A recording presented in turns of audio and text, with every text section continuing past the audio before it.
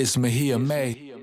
Yo, what's up, y'all? It's your boy Danny Mejia, aka Mejia Made. Today, I'm back with another sample flip challenge. How it works is I'm gonna go to the website samplet.io and I only get 10 chances to find a sample. So let's get into it. All right, y'all. So I'm here at the website. I'm gonna go through all my 10 samples, and when I find one, I'm gonna get back to y'all. All right, y'all. So I went through all my 10 samples. I ended up going with this Les Baxter, the Lonely Whistler sample. I really like some of the instruments, so let's head back into the DAW and take a listen to what it sounds like.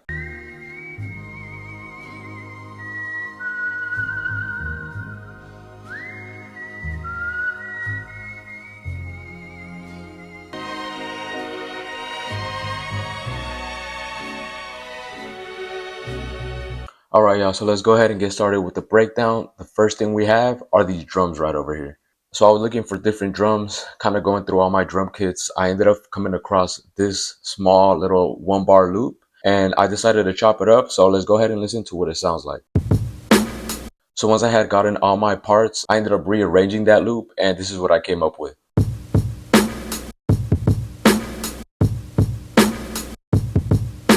So as y'all can tell, there's 3 different chops. Let's go ahead and go through each one of them. The first thing we have is this one right over here. The next one we have is this one. And then finally, so once again, once you put it all together, it sounds like this.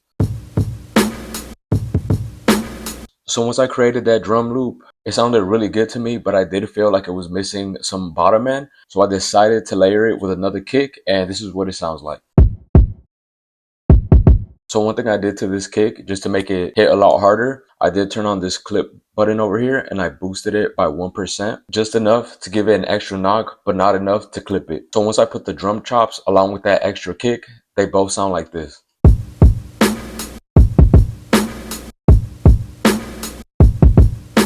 So now going into the effects, for the drum chops, I did want to saturate them just a little bit more. The original sound was cool, but I wanted to make it just a little bit more gritty. So the first thing I decided to add is this Waves J37 plugin. I put it on the full reset preset and I decided to tweak some of the knobs myself. For this one, I put it at the Formula 815. Speed 7.5 LPS, and I put it as the non-bias. For this one, I was messing around with this in button over here, just trying to see how much distortion I wanted to get out of this plugin. I decided to settle at 1.9 decibels. So after I added the J37 plugin, I wanted just a little bit more saturation. So I decided to go with this Fruity Soft Clipper. Y'all can't go wrong with stock plugins. For this one, I lowered the threshold all the way to a negative 19.2 decibels. And then finally, to make room for that other kick, which is providing a lot of that low end, I decided to make a low end cut at 90 hertz. So really quickly, I'm gonna turn the plugins off and let's listen to what it originally sounded like.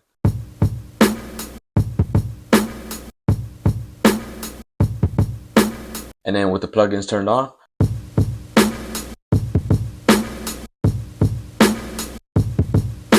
and now moving on to the kick that is providing the low end.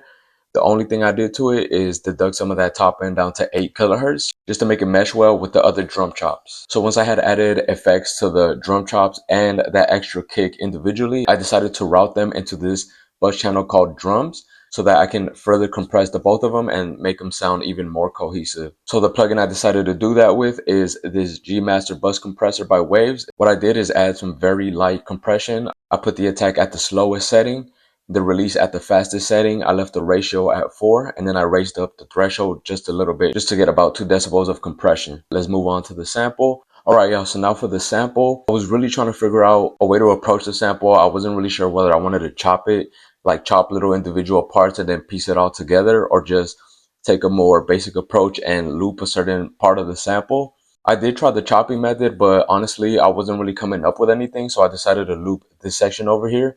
As y'all can see though, my Serato sample is giving me issues, so I won't be able to show y'all through Serato sample. But one thing I did do to the sample is pitch it down -4 semitones. I'm gonna quickly show y'all what part of the sample I decided to loop.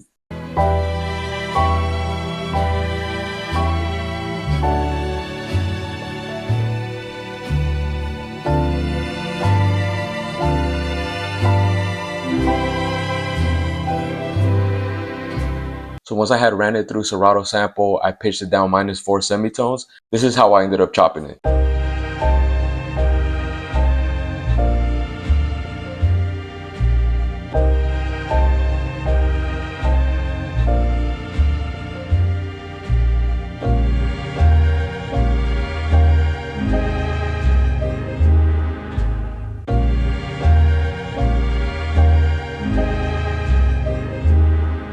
now let's go ahead and dig into the effects.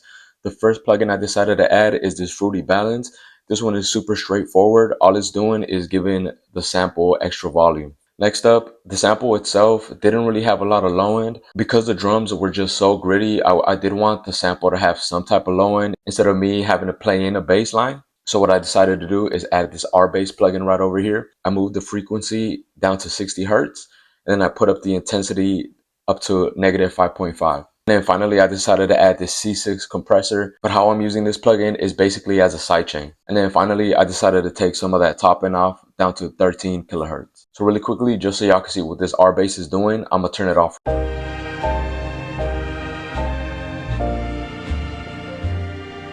And then with the plugin turned on,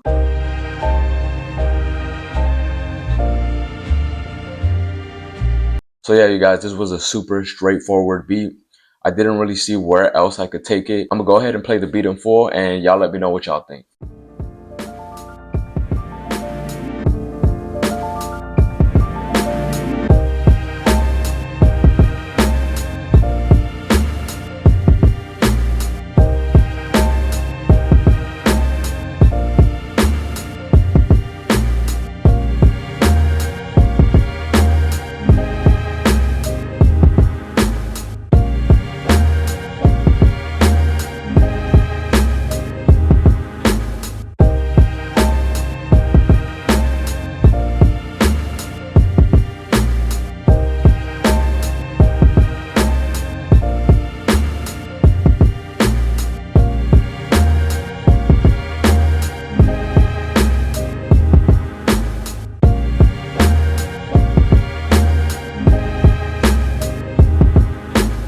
Alright y'all, so that was it for this week's sample flip challenge. If y'all gained any type of insight from the video, please leave a like, please leave a comment. It's really gonna help the channel grow.